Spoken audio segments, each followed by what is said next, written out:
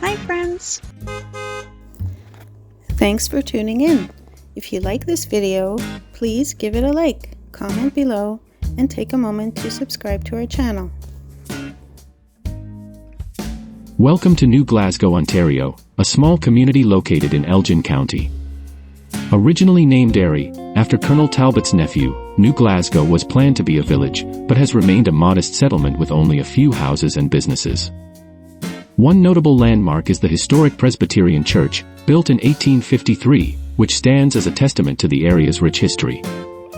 While New Glasgow itself is a quiet spot, the surrounding region offers several attractions. For instance, Port Glasgow, located nearby along the shores of Lake Erie, boasts a lovely beach that's perfect for a relaxing day by the water. In the broader area of Ontario's southwest, you'll find places like Great Lakes Farms, known for its fresh produce and family-friendly activities, and the Archie Coulter Conservation Area, which offers beautiful trails for nature enthusiasts. While New Glasgow is a small and peaceful community, its rich history and proximity to various attractions make it a noteworthy place to visit.